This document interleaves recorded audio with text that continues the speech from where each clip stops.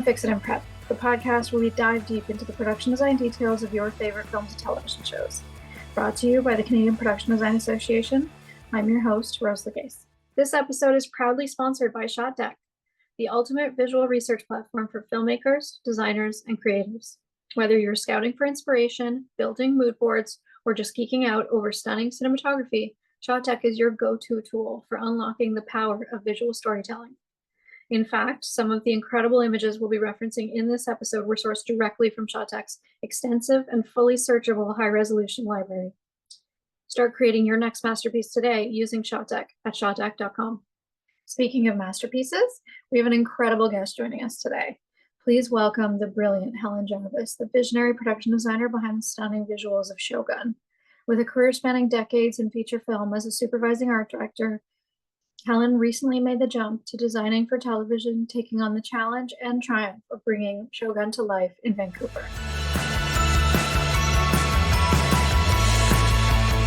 How did you get your start in the art department? Was it in Vancouver? I worked in theatre, first of all. I should say, yes, I was born in the UK. I came to Canada when I was 13.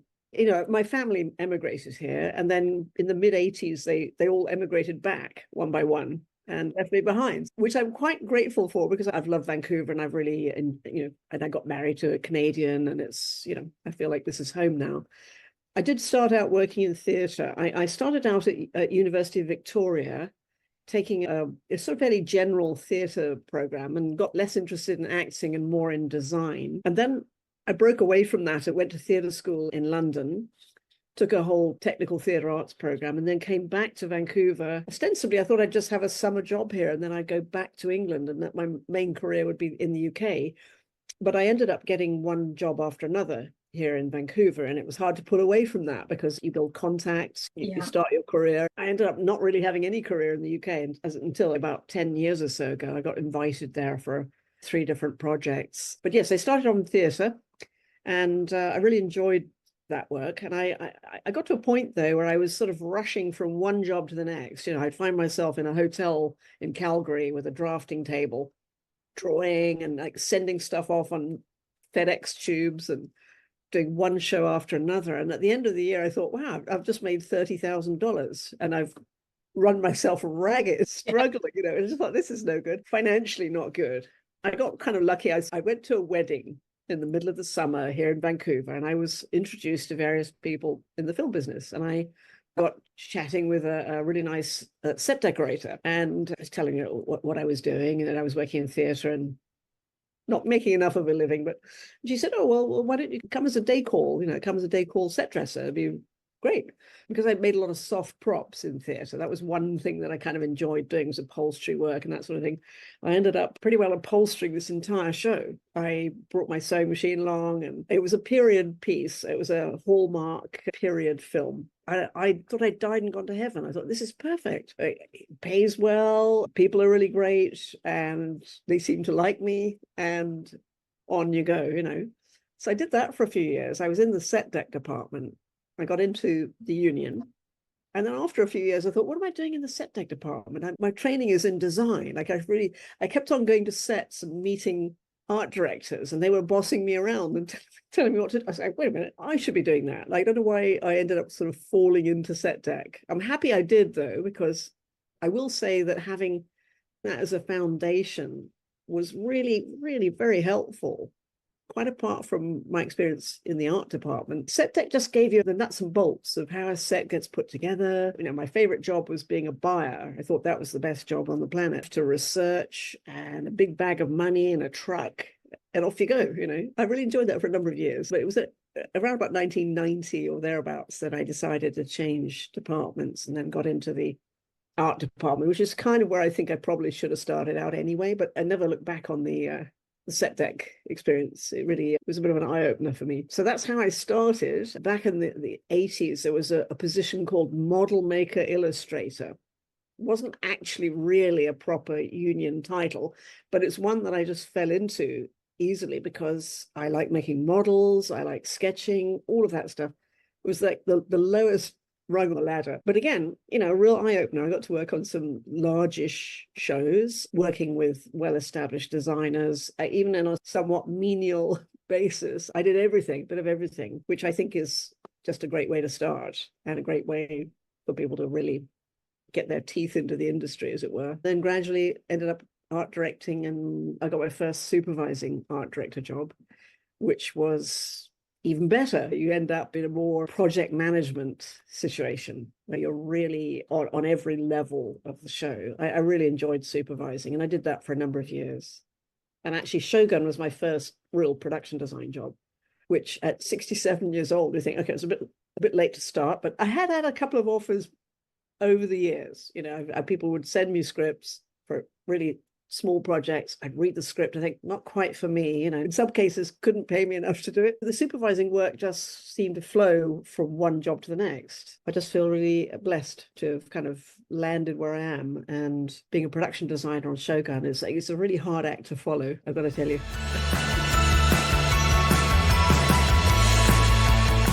So how did the project come about? How did you get involved on the show? Okay, what happened was around Christmas time of 2020, I got a phone call from a producer called Mark Mostyn, an English producer, and he introduced himself, said he was calling on behalf of a production designer called Guy Dias. I'd worked with Guy Dias before, and I hadn't seen him in 10 years or so. And the producer said, Guy is going to do this show, Shōgun. It's coming to Vancouver, and I'm attached to it, and he would love to work with you as a supervising art director. Fine. Right. Okay. Lovely. Sounds really good. I vaguely remembered Shōgun from 1980. It's a book that I never read because it was far too thick. So I ended up over that Christmas holiday and into January, every Sunday for about 5 or 6 Sundays, I'd have these long chats with Guy, who was working in Germany on a show, and we'd start plotting and scheming. And I got the scripts and I did a breakdown of the episodes. And he was quite busy on a show just outside Berlin. And they'd had tremendous snowfall, and his schedule was seriously delayed on that show. And he said, look, I'm kind of almost like a one-person art department. I'm doing the food styling, I'm doing everything. So I can't really walk away from it. And he ended up calling me one Sunday and saying, I'm sorry, I'm not going to do the show. So then I waited a little bit. I would talk with the producers, and they said that they were interviewing other people for the job. And I thought, okay, well, I'll see who ends up getting chosen and go from there. After a couple of weeks, I know they interviewed a few people. That British producer called me and said, well, look, would you like to do it? And I said, yeah, I would love to. I'd love to do it. Of course, I'd love to do it. Yeah. Okay. Well, great. So he said, okay, in a week's time, why don't you put together a little package? Okay, sure. I was still working, and I was lucky enough that we had a young graphics designer apprentice on the show, and we were tapering off. That show is coming to an end. So I said, if you can help me put this lookbook together, because I'm really busy with clothes show finishing. So I ended up putting loads of images together and arranging this lookbook, which she polished up, and I sent that in, and then I got the job. I thought, well, that was the hand of fate there, I think. I happened to be in the right place at the right time, and, it really was a great opportunity. I mean, you were obviously more than ready. More than ready. Yeah, honestly, I felt like, okay, this just feels like the natural thing to do. When I was watching Shōgun, it did strike me as perfect for someone with your experience as a supervising art director to manage a schedule like that, what looked to be a front-loaded schedule. It was, yeah. It was a lot of scenery, actually. I hadn't really worked on a series before of that nature. I didn't even know what an amort budget was. Again, amort, what's that? Amortize. Oh, I see. Right. These are the basic sets. Okay. So the amorts, right? So everybody's hounding me for the amorts. Okay. But I'm going, well, I mean, these amorts have to turn into like 4 or 5 other sets every time I turn around. I can't go on building ad infinitum. So all of these sets have got to be incredibly flexible. So when we fill up a stage with Osaka palace interiors, I literally want to fill the whole stage with all these nooks and crannies and sections that come off, because every time I open the shoji screens, I've got to be looking at something. I have to also be prepared to change what I'm looking at. And I have to try to imagine, in episode 5, we go to 2 other different palaces. How on earth am I going to turn this set into something that looks totally different? Hopefully. That was my biggest fear at the outset, was that the architecture, there was such a sameness about the architecture. Everything's very rectilinear, shoji, fusuma, yeah, you can change the wood tone. You have tatami mats on the floor. So the biggest thing was changing the gardens outside half the time, changing the decorative elements. And luckily, that type of architecture did lend itself to that, lifting out, removing panels, putting other panels in, maybe subdividing a set so it had a different shape, and changing the garden, bringing some more trees in or taking the trees away. There was a lot to figure out. You hadn't worked with Rachel and Justin before, I'm guessing. So what was that relationship like? It's a showrunner, it's a director. The directors aren't all there for every episode. Yes, that was interesting. Just, getting a list of upcoming directors. Okay, well, directors plural was unusual.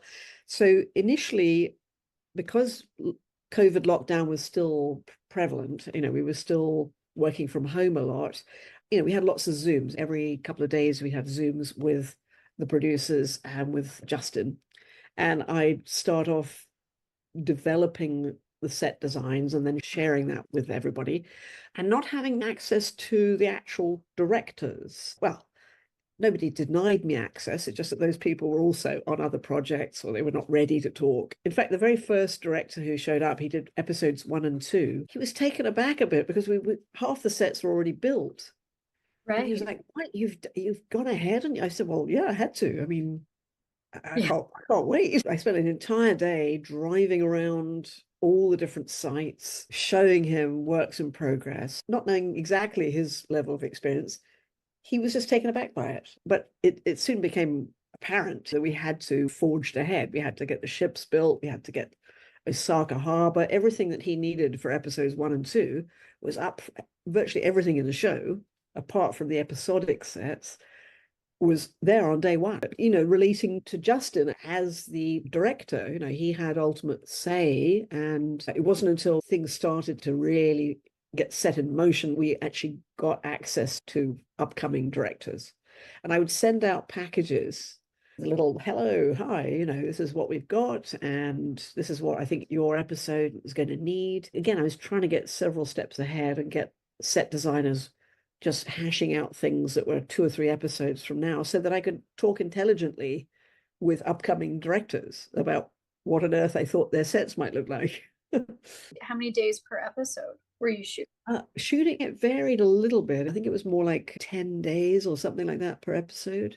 It wasn't very lavish. It did vary ever so slightly from one episode to the next. And as soon as those directors actually were present and came onto the show, a typical strategy would be for me to drive around for an entire day, showing them all the sets. And that took all day. And then they would get drawn into lots of meetings. Apart from the first few days of spending time with them, from that point onwards, I was self-reliant, had to get on with things and then meet with them and show them things in progress. It was an interesting process, having multiple directors, something I hadn't really faced before. Were you sharing crews with other shows like Monarch and Pachinko? No, what happened was Pachinko finished, though. I think it had completely finished. In fact, I think we actually bought a couple of their boats from them and a few other bits and pieces because they'd finished shooting. But other than that, I had been working on Peter Pan and Wendy, and I was right in the middle of that when COVID lockdown happened. So I stepped off that show, as we all did. The show kind of went down. I then ended up working with Claude on a Ryan Reynolds picture. And here's the deal. I know exactly what there is on that show. There is a captain's quarters, there is a below deck set, and there is a chunk of a deck set of the Jolly Roger. None of them exactly right, but the bones are there. So we ended up doing a transaction where we bought some set pieces, which was immensely helpful to get us going with the Erasmus, the below deck set, for example. Again, we stripped it out. We got rid of some of the details, some of the chunky bits of hardware. I mean, kind of pruned out the details a bit and really painted it down, opened up the gun ports, built new cannons, and that helped us along the way. We had a bit of a leg up because of that. And also there was a lot of stonework because there'd been a lot of sort of cliff sets, cave-like sets on the Peter Pan show. These sets were all broken apart, but we ended up salvaging a lot of the urethane foam rockwork and reusing. I love reusing, always just scouring the stages for anything that was remotely usable And lumber, that was another thing. Johnny Dale, our construction manager, was like super careful about salvaging stuff. So there was a lot of really nice, heavy lumber lying about in piles. Some of it we planed down and used on Shōgun. And yeah, we were totally into recycling anything and everything that we could lay our hands on. It's not like we were short of money. The finances for Shōgun to do the amortized sets, there were significant amounts of money. And then what made me nervous was they said, okay, well then after this, you've got $200,000 for every episode. Like, what? Well, that crept up a little bit, but suddenly it just felt like, oh, the bank was closed. So I was really keenly aware early on that I wasn't going to have huge amounts of money or huge amounts of time for every episode. So better build in as much as you can into the sets that is adaptable to get 10 episodes worth out of it. And yeah, it was lovely to do a period piece, really lovely. And also the bonus was a period piece set in Japan, a culture I knew very little about, to be honest, and one that I really found fascinating. I guess what I'm curious about is how you decided how much to build of the ships. We built the Japanese galley. That was all built from scratch. We were going, okay, well, we've got this whole storm sequence to do. Below deck, Blackthorn is obviously going to travel from the upper deck to the lower deck. I was all for building the entire below deck just to give the director more to shoot. And I was like, how much is that going to cost? So there's lots of toing and frying, and we ended up building a wedge-shaped piece of it. So the whole top deck was fully built, and then the below deck part was only a triangular wedge of it, which I think turned out fine in the end. Those decisions were made in round table Zooms with producers. The person who's actually going to direct that scene was not part of the conversation. So we're looking after their best interests here, trying to get as much scenery built as we can. There's a sequence in episode 3 where the two ships are alongside one another. We have the Japanese galley and part of the black ship, the Portuguese ship. And so these were out at the back lot and they were literally on tracks so that we could get that relationship. I do think it was worth putting the two ships alongside one another. They're vastly different in size, so we had to cheat the relationship. The galley was much lower than the top deck of the Erasmus, but we kind of cheated it so that they could talk. It's fun though. I like all of that stuff. I like all the, how do you knit it all together? Have you have an isolated set piece here and an isolated set piece here, and you'll knit them together somehow. It's fun kind of mapping that stuff out. I can see by watching the show that you guys must have been dealing with a lot of weather issues during this. How did you navigate all of that? We were so heavily into the rain that our progress on one of our sets was really delayed, and we were really under the gun with heavy machinery late at night, building staircases up to porches, trying to get roof lines on, and it was pretty hair-raising because we had sort of monsoon rains which were setting us back. What was the set that you ended up with the rain? What it was actually our Osaka harbor set. We got lucky. We found a location that was a disused cedar mill that had been out of use for 10 years or more. And it was this heavily industrialized little inlet in Port Moody with tons of machinery, not terribly far from our stages. It was very hard to find actual privately owned waterfront that you can rent for the year. So that's what we did. We took a lease out on this property. And at the same time, even though we were building several blocks of Osaka, wrapping around a little mini harbor, we also put our ship set there. We put our cliff set. We put a big tank. And then behind Osaka, we had the West Palace forecourt, which is primarily where the Toranaga character and all of the aristocrat, the nobles, if you will, end up being more or less as sort of house prisoners. This is a large courtyard with a L-shaped, very large entrance building with a curved roof line and the guest houses that came off it. So it was basically a courtyard. And it just somehow that set got away. We were so busy with so many other things. That set, we were going, yes, we'll get to it. It was all designed, ready to go, but the work ended up getting slowed down because of the rain. We were working while they were shooting. We were still moving around with big, heavy machinery. But I kept thinking, I hope the producers don't come along and have a look at this.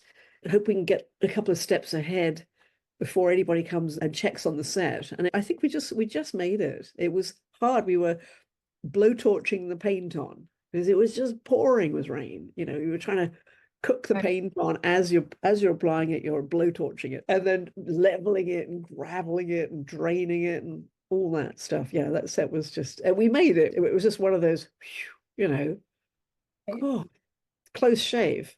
I'm not embarrassed to say that. I haven't had too many close shaves, but that one was a little hair raising. The weather's always, it's tough. Good old Vancouver rain. I mean, we were stuck with it, right? Because we were filming a lot of stage work, but a lot of outdoor stuff. We built the upper and lower Ajiro fishing villages, the samurai village. Those houses were practical, interior, exterior, all waterproof, all had snow load bearing taken into consideration. The rain, of course, is extensive in the Pacific Northwest. And I think actually it ended up being so moody. The colors were saturated. There was a kind of a heaviness about it, which became almost another character in the show. You know, there were very few sunny days, very nature of the weather that we had.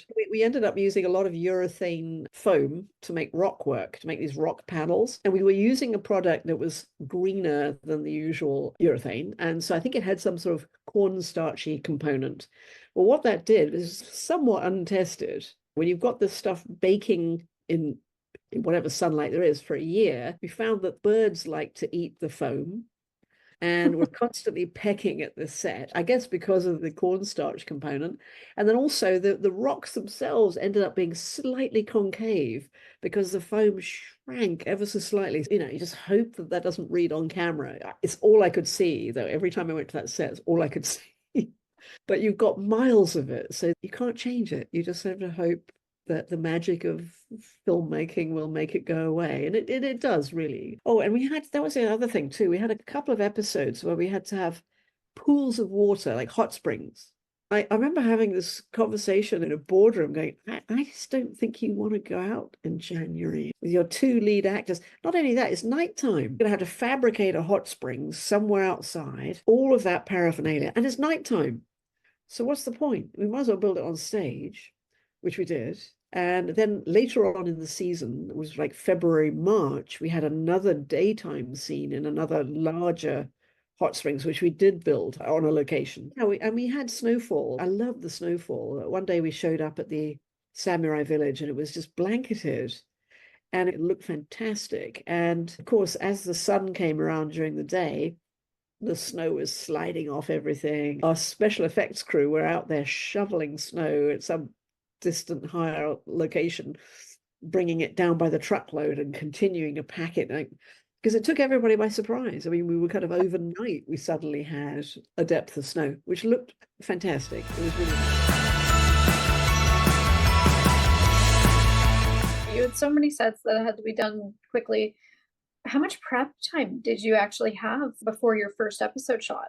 We were kind of in a holding pattern with the stages because Peter Pan had been so delayed. They had our stages from about Christmas or February through July. We were all kind of working remotely. We're all kind of used to it now, but I couldn't wait for us to have an office together.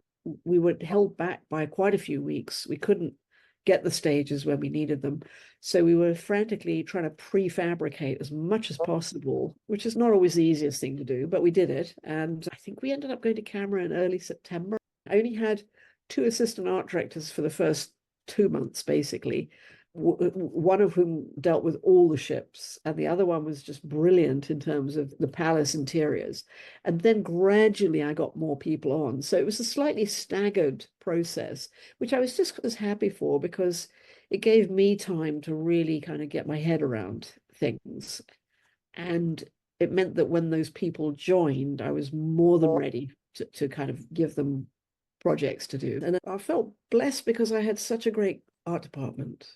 And they were all very switched on by Japanese architecture. This whole other world we were creating, 17th century Japan, which really switched people on because who's done it before? Not many people I know. There were certain people in that department who were just on fire with it, who really, really got it. And of course, I had a great construction crew, great paint crew, great greens department.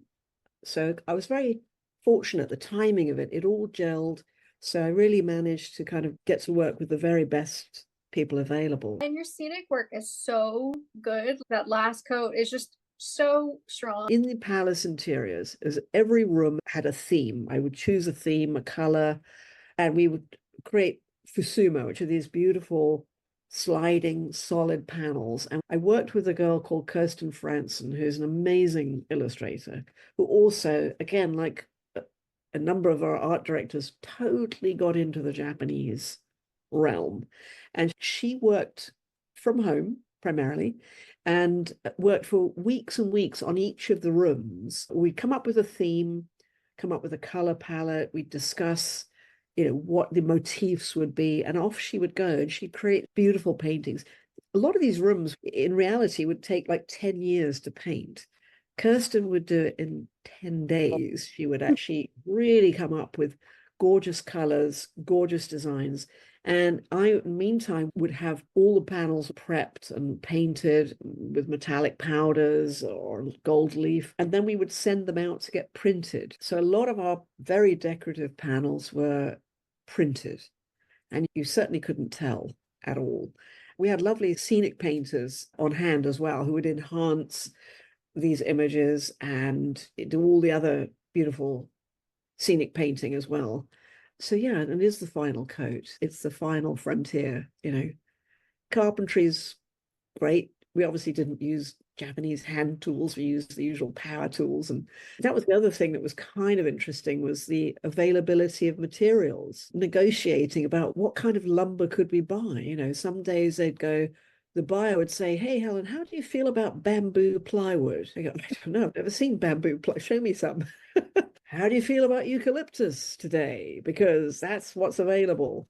We were pretty widespread in our materials, which is kind of fun, using products that we'd never used before, because again, it was really hard to get a hold of lumber. Board lumber was expensive and sometimes not available. Actually, we ended up having to go back to production to say, I think we need to add a surcharge of something like 15% or something like that, simply to accommodate fluctuation in material costs. Would it be available, And then, oh my God, it's like, everything is like 30% more than it was 2 days ago. Given the size and scale of the show, how much of that was built? Like, how many stages did you guys have? 2 very large stages. It's basically a facility called Mammoth Studios. It's pretty huge. I couldn't even tell you how many thousand square feet. It filled up another large stage with a whole series of palace interior sets with gardens. And then we built Osaka Harbor and several city blocks and our palace forecourt. We put the ships outside on gimbals. And we had quite a large amount of space that we used for various things, like a cliff top set, parts of our earthquake set. So that was another big venue out on the waterfront. And then quite some distance away, on the way up towards Squamish, north of Vancouver, we had the use of a really lovely little bay called Minati Bay. And it gets used for filming quite often because it's privately owned. I think it may actually be about to be developed, but it was a beautiful little natural harbor, little bay. We built a fishing village around that. And then we went out to Coquitlam, northeast of Vancouver, and we used the Swiss Gun Club. The Swiss Gun Club was a privately owned, beautiful piece of property who had a sort of shooting club, as it were. They had a big meadow. They had a car park that we used. They had a very large Swiss chalet right in the middle of all this, which we managed to conceal with trees. They were delighted because after COVID, I think everybody needed a bit of income, and they were very happy to lease the property to us for a year. And they were immensely helpful. And that was a lovely location where we built our samurai village. And then we had all sorts of pathways and various other set pieces that ended up in that property. So there were sizable backlots and 2 enormous stages. It would, some days when I'd go from one extreme to the other, I'd be in the car for hours, but that's how it was. I was reading online that you guys shot a little bit in Japan and in the UK. Is that true? Did you go out there? I know you guys were shooting during COVID. When I started the show, at the very, very beginning, we were going to shoot 6 weeks in Japan. And that very quickly went poof. Japan was kind of shut down. Some of our actors could not travel back and forth quite freely because Japan was very heavily locked down during that year. I think there's some story out there that I think they did one day's filming, maybe in London with Hiro Sanada. They did a day in a studio, but we didn't shoot in England at all. Also, it was very expensive and was going to be one of the biggest things was what would we shoot in Japan that we couldn't build here? Obviously, you could do some incredible big vistas of castles and such, but we just accepted it that we weren't going to do that and that we were going to build our gardens on stage. The weather in Vancouver was too unpredictable. There were a couple of reasonably nice areas of gardens that we could have used if we'd been able to modify them. We just realized in 10 episodes, how are we going to come out randomly to shoot a garden scene when we really need the garden for, 80% of the time? A lot of those decisions happened very early on, and Japan was kind of off the table. So you didn't go over there for research then either? No, I think I would love to. We had a fantastic Japanese cultural advisor on the show who was immensely helpful. His access to really obscure information, scrolls, things of that nature, things that, you could, in a lifetime's worth of research, you could pick up. He had these things at his fingertips, which was incredibly helpful. Your consultant basically worked as your researcher, or did you have a separate dedicated researcher? Yeah, he was actually really instrumental in the script writing process. That's how he started, I believe. He worked with Justin and Rachel. He was an advisor on so many nuances of the scripts, the language, what was acceptable, how people would have thought at the time. He's a real scholar. At the very beginning, we would have Zooms with him, and he created packages of reference material. For example, things like, samurai houses. Well, I would also do my own research, and I'd be very careful not to get totally persuaded by 19th century photos. That was a bit of a pitfall. If you're looking at photographs, you're looking at things from the 19th century. Okay, Japan was somewhat closed for several hundred years, and so things probably didn't change that much. But, when you see ladies with parasols and they've got these elaborate hairdos, it's Right. wrong. And if you see interiors with lovely big paper lanterns, it's wrong. It's like he was incredibly helpful. He sometimes it's frustrating because you go barreling down one direction, you think, okay, right, I think I've got this. And he'd go, no, no, no, no, no. They would not have done that. I go, oh, okay, right, fine. And you'd have to backtrack. There were occasions where you really had to sort of go, okay, well, that may be exactly what it should be like, but cinematically, that's not that good. A simple example was like our samurai village, the houses. We had an unusual little property that was like a little valley. It was a car park, actually. And I thought, this is great. We'll put some houses up on the hillside and we'll offset the houses or create a little U-shaped road, and the camera will really enjoy that. Will be much more interesting. Our advisor said, well, the houses should be in a straight row. They'd be absolutely straight and they'd be identical. Well, okay, we're not going to do that. So there were a few things like that. We go, well, no, actually, that's maybe exactly what it should be, but this would look better. Again, it was just a kind of a give and take process. We ended up having another associate producer who took on that role. She ended up being the conduit between the art department's queries and our advisor, because he had a full-time job in Kyoto. We couldn't keep pestering about every doorknob, every handle, every whatever. Every episode we'd have more information.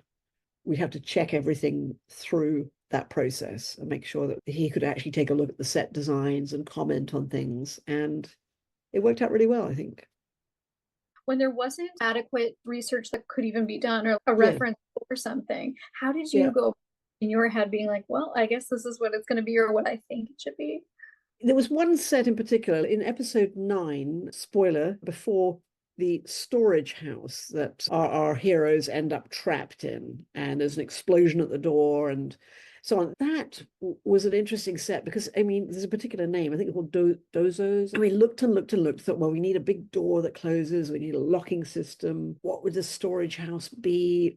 We were kind of stuck looking at 19th century images. This was a bit contentious because, well, okay, what would it have looked like in 1600? We really didn't know. We ended up sailing down that 19th century boat because it seems reasonable and why would it have changed? So there were a few things like that where you do all the research on the planet and then somebody would come along a week later and say, well, no, it shouldn't be that, it should be this. Okay, well, I didn't know that.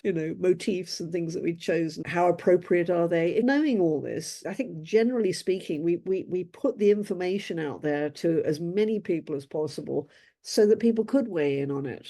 If anybody had any reasonable objection to something, I'd like to know, before we've actually built it. So yeah, it was an interesting process. And I think it was a very shared experience because we were constantly sharing the visuals with everybody to make sure that people had a chance to weigh in on things. Just for example, there was a character where I got together with Kirsten and we had to do a flashback scene. And I said, it'd be great to do, what do we like? Mandarin ducks and lotus flowers. Okay, great, fine, off we go.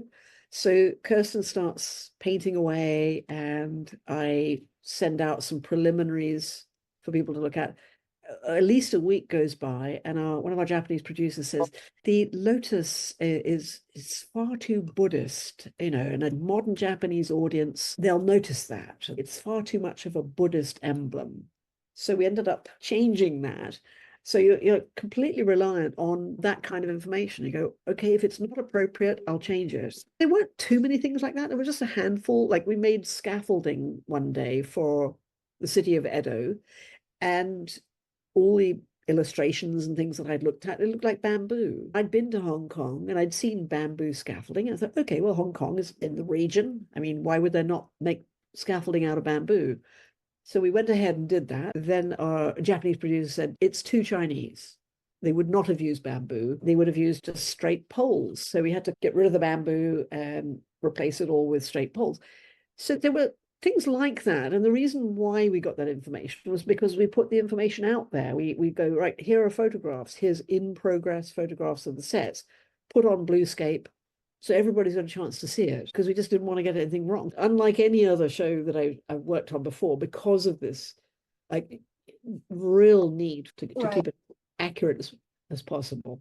Was there any significant focus from the studio about scope or how big the scale should be? We got that at the beginning and very early on in the process, like really early on in the process. There was concern, like, for example, with the ceremonial meeting hall of having a big open empty space, and also with the city of Osaka. I remember there being some comment about another series that they'd done on Rome, I think, where you could sort of tell episode after episode that you were kind of coming around to the same place. This had me nervous. I thought, oh my God, really? Is this a problem? I mean, over 10 episodes, how do you avoid that? You've got a set, it's got to have as many angles to it as possible. So there was a little bit of that at the beginning, and then very quickly I got good feedback about the scale of things. Some of the stills that I have of sets, around the corridors around the ceremonial meeting hall, we don't actually see a lot of those on camera. You might see 2 or 3 instances where people are marching down a corridor, but when you actually really look at the corridor, it's huge. We've got like incredible detail ceiling and carved window images, because you don't know the blocking. You'll never know all the blocking all at once. You just create as much as you can, as visually as interesting as you can, and then the directors come along and go, wow, that looks good, that looks good. That's the nice thing when you watch the dailies. You go, yes, we really saw that set. We really did.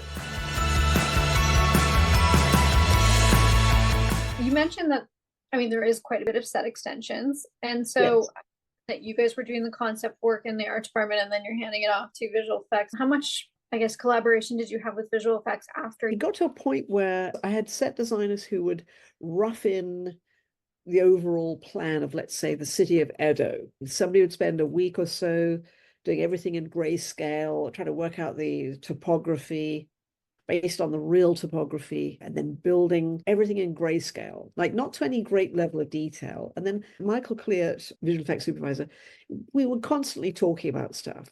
He had a couple of people developing things as he needed. For example, the city of Osaka. First thing that we heard from our cultural advisor was, they wouldn't have had towers. There would have been no towers. Okay. So we'd end up doing illustrations where we'd have low-lying buildings and we'd have canals everywhere and bridges over canals. And all of that was, I've got to say, we kind of roughed it in. Art department never got into like seriously modeling these cities. It was not anything that we could really tackle without having a whole other crew of people to do it. And I think we kept the door open really in our discussions between myself and Michael as to what could we offer him in terms of 3D models of the cityscapes mainly. And there were clearly, when we were approaching the city of Edo, it's a whole city being built. Well, I had the resources to make about 6 set pieces that were in the foreground. Everything else had to be Michael. We decided that, okay, here's a general model of the city of Edo, and that's the last that I saw of it. So he ended up subcontracting out to different companies and creating some beautiful vistas. And he did a lovely job. Do you get to see some of that work as it was being completed? Yeah, Okay, I did. I stayed in touch with Michael. I finished June the 30th was our last day of filming of 2022. And several times from that point onwards, I'd text Michael, ask him how it was going, and then I would go over and visit with him, and he'd show me sequences, and we'd have a good old chat about stuff. So the costumes on Shōgun are also incredible. And I suppose I was wondering how you worked with the costume designer. I think when I started, they didn't have a costume designer, and this went on for several weeks. When Carlos showed up, I felt this sort of overwhelming need to link up with them and start talking about color and so on. And we did have a couple of initial meetings where, again, I was projecting things that I hadn't designed yet. I was like, oh, okay, what color is this going to be? But I put together a package and I went over to visit him and to look at his fabric samples and just have a general conversation with him. And I think it was really I think we're both of the same mind. The colors will be what they are. As long as we don't get anything clashing and there's no fear of somebody walking in and sitting on a sofa that's made of the same fabric, that was never going to happen. And so we just talked about sort of tonally where he was going to go with the different groups of people, like the fishermen, the people in Osaka, the palace. And then it just became a fairly fluid thing. I had to walk through the wardrobe department 10 times a day in order to get down to the stages. So I was always looking at what he was doing. And sometimes I'd catch sight of something. I think, oh my God, that's gorgeous. I've got to kind of come up with something that's going to complement that. And I just, honestly, I've got to say, I can't say enough good things about the costumes. They are stunningly beautiful. And he's a wonderful costume designer. And I got to say, I've said it before, 50% of everything you're looking at the costume. Yeah, I mean, even the props too. I worked with Dean a lot. Dean Eilertson did props. And it's like, we've done many shows together. In fact, he's just retired, sadly. He had people buying in Japan. And here's the thing, to actually get original 17th century objects, we're never going to get those. They're incredibly rare if they exist, and B, incredibly expensive. So again, you're reliant on a lot of replicas, a lot of 19th century things that are appropriate. There was a lot of toing and froing over the nuances of some of the props and the details. Again, it was like the whole project was suffused with this yearning desire to get it right. And it made our jobs sometimes a little difficult, other times incredibly rewarding when you get it right and it looks right. So absolutely. Had you worked with the set decorators before? no, and that was a revelation. They'd been recommended to me by one of our producers, and I met them. They were delightful. I think one of the biggest learning curves for me, and probably for them too, was just the lack of set dressing, if you will. They set up a huge workshop where suddenly we had people manufacturing boats, baskets, you name it, everything. And they were incredibly on top of the manufacturing, apart from the village scenes and the Osaka city streets where we needed a lot of dressing. Our natural inclination is to dress. Let's put some furniture there. Let's put some objects. And gradually we would just take them away. For our palace interiors, there was so little. There might be a piece of a table that comes in, for somebody to stamp some documents. And there might be a single scroll with a vase with a piece of a twig in it. That's it. That's all that's appropriate for that interior. That was a learning curve to go, okay, restrain yourself. You're not going to be filling up the background with lots of objects. Where it became a bit of a relief was in the larger townscapes and such, where we needed all that activity. We needed people to be doing viable things and dealing with set dressing. Well, it made some of those paintings you were talking about, that was almost all the decoration. That's it. Yeah, some of the sets, like you go, that's it. That plus the reverse, where you're looking into a gorgeous garden. And that's kind of it, because there's no furniture. And Rowan Lyle was somebody I'd worked with many times before, and so switched on. That guy can just get his head around changing a huge set in one day. It's all about having the right materials, having lots of materials on hand, having the right people who don't bat an eyelid at some major shift. Like, let's make a pond here, right? We'll spray it out. Okay, that's a pond. And we need water lilies, we need irises, and okay, off they'd go. Yeah, he did an amazing job. It was a huge greens show. On the stage sets, a lot of those greens, we built them. We made maple trees. We started off making what I call cloud trees, right? Very early on, I thought every time I look at photographs of palaces, castles, there are these beautifully sculpted cloud trees. So off we go, making about half a dozen of them, until one of our other Japanese advisors came along and said, they don't look right to me. They don't seem, I go, well, okay, what's not right about them? I said, I have a whole photo board of what we're doing and what we're basing these on. And he said, no, they seem too modern. Oh, okay. So we ended up cutting all these little clouds off, these little balls of greenery. And we thought, well, we're not going to go to waste. So we'll put them in little clusters in corners here and there. So we built most of those greens on location. Virtually everything was real. We spent a lot of money on shrubs and lots of silks, and changing seasons as well. That was the other thing too, changing over the leaves on different trees. We had a whole cherry blossom episode. Can you tell me a little bit more about the ceremonial hall? It seemed to shapeshift based on the drawings I've seen. That's about the largest interior set, and that was slightly controversial in that there are currently in existence a few rooms like that in different castles in Japan, and they primarily have low flat ceilings. Well, when I discovered exactly what the architecture underlying those buildings, there were beams and all sorts of structures above the ceilings. Very early on, I said to Justin, look, I think it's going to be way more interesting if we don't have a flat ceiling, if we imagine that the ceiling's just not there, and then we expose all of the structure above that. And that will allow us a couple of things. It'll allow for some really interesting lighting conditions, having shafts of light coming down rather than a low flat ceiling.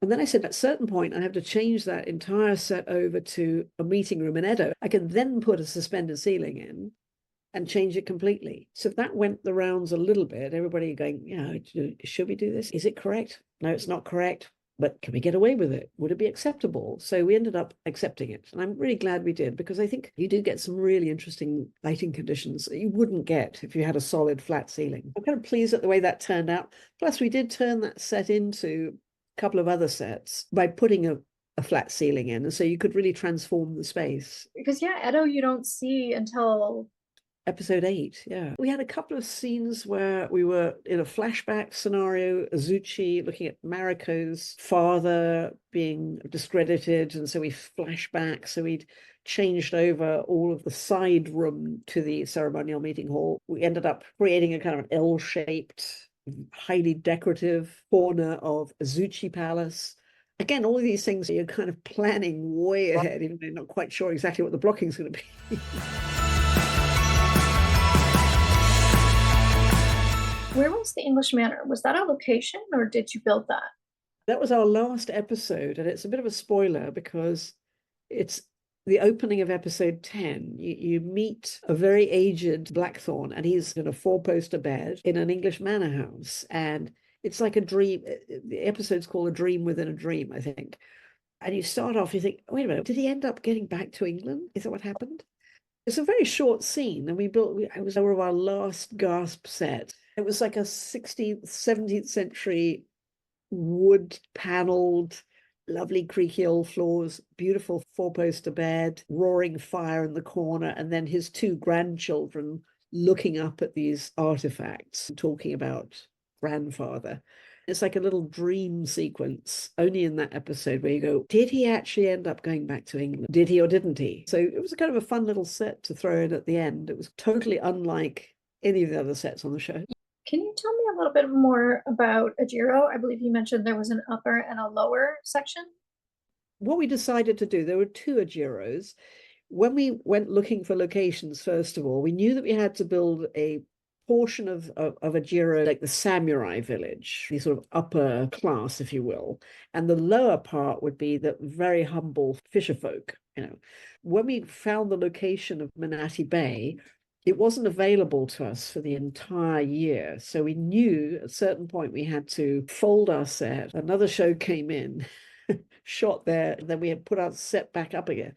So we folded that because it was worth it to us to get that location. But it made it very apparent right at the beginning that there's no way we could get the samurai village and the fishing village, those two components, in the same location. It just wasn't going to happen, physically not viable. So that's why we ended up building the upper part of the village at a totally different location, probably 40 miles apart. And that was our Swiss Gun Club location.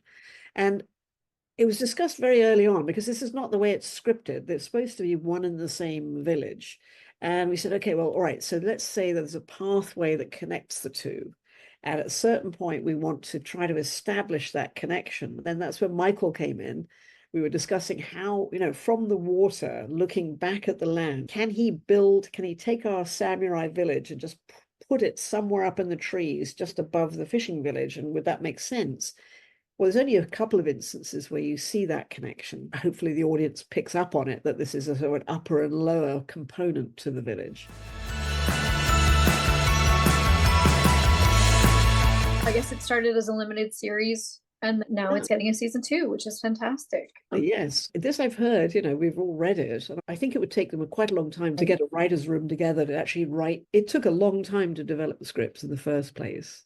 And of course, everybody's a bit wary, just because it's a successful show, will it have more life? Of course, there's more story there. The story doesn't end abruptly. There's, Toranaga's character is based on a real character, based on a character that goes on to have a whole other chapter to their life, and the chapter of what happens to Japan in the 15 years following our show. There's all kinds of room for it to expand. I hope that they make it in Vancouver again. At this point, it's really impossible to know, because the cogs turn in mysterious ways. I think it was a good choice, though, from a point of view of the scenery, the coast that we have, the coastline. We did a lot of water work. We did a lot of plate shots and such, using the natural beauty of this coastline. And I think it would be nice to think that they would come back and do season 2 and 3, apparently. Who knows? Well, thank you so much for being here with us today. Your work on Shōgun is absolutely incredible. You deserve all of the adulation you've been getting. I'm glad. I'm so glad to hear feedback like that, because I really do feel very proud of it. I feel proud to have been a part of it. And thank you to Shot Tech for sponsoring this episode. We'll see you next time.